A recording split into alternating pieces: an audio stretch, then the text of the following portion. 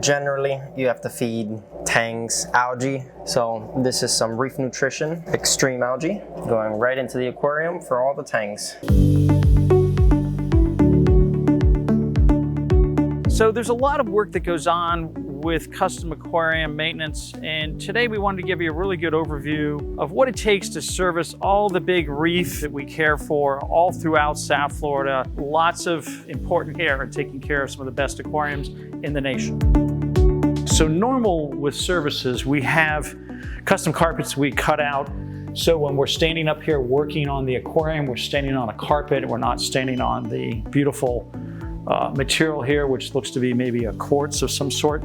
And then another floor carpet as well that's custom cut to help protect the floor and the areas while we're working. We move the chairs out of the way, and we have a dedicated ladder. Another really important thing, it says right here, fish tank only, or aquarium actually is what it should say.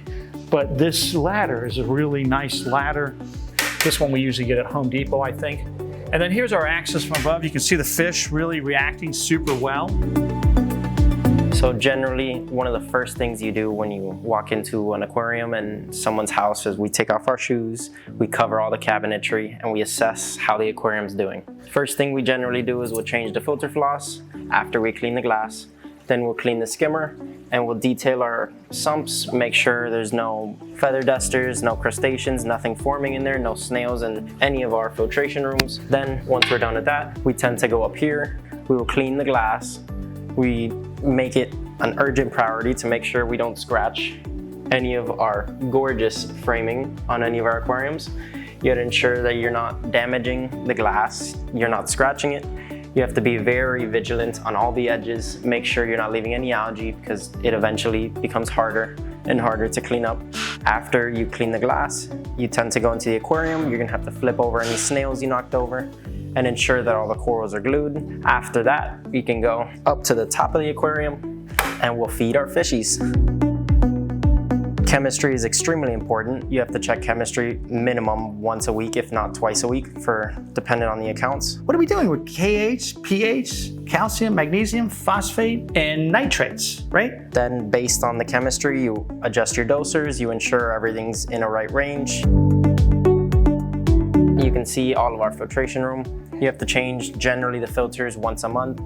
Every couple months, depending on how much you produce water, where the water changes are going. If you have a water change vat, you'll be producing a lot more water. And everything else is connected into our EV8 Apex to ensure that we can remotely turn on all the pumps, turn anything off. If there's an issue with the aquarium, we can try monitoring and doing what we can on the EV8. Every day when I get here, the first thing I do is basically follow standard operating procedure on any aquarium, whether it's a 5-gallon tank or a 5,000-gallon tank like this. Basically just go through and check the general health and well-being of the livestock, make sure all the corals are doing well, fish, have the right amount of vitality and what they're supposed to be doing. Then I go through and I feed nori to the system, refill the automatic feeders, check, make sure the calcium reactor's working, go through, check all the turf scrubbers, just general equipment function. Then I go put the magnet on the tank, run the magnet over the panel, get all that cleaned up, go to the calcium reactor, make sure the drip rate through the reactor is proper, check the gas, make sure there's enough gas in the tank and the doser is working properly. Then on a system like this, because it's got a multi-stage dosing system, so then I go through and check all the DOS heads, make sure they're functioning properly, the correct amount of liquids coming out, check the turf scrubbers, make sure everything's going okay there, no leaks, check the TDS out of the RO unit, make sure everything's there, just give a cursory glance, make sure nothing's leaking, everything's doing what it's supposed to be doing. Then I'll generally come in, clean the protein skimmers.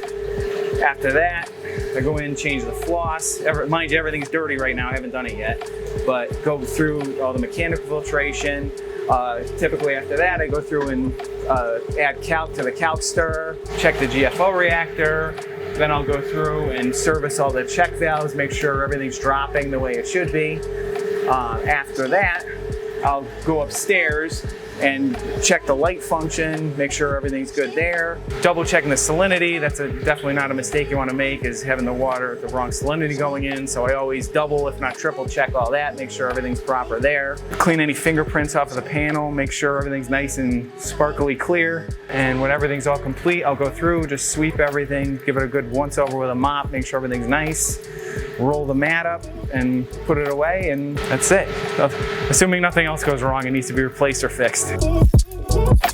It's really important. Every time you go clean an aquarium, you want to make certain that it's so clean. I hate to use the word perfect, but perfect is a good idea. Generally, you want to use a foam glass cleaner instead of a liquid, because it sticks to the glass a lot better and it won't streak down, go into the cabinetry, or mess up anything.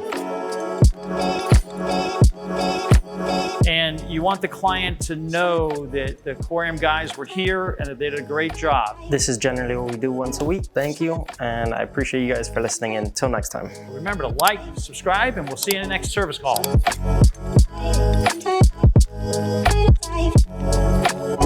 Life.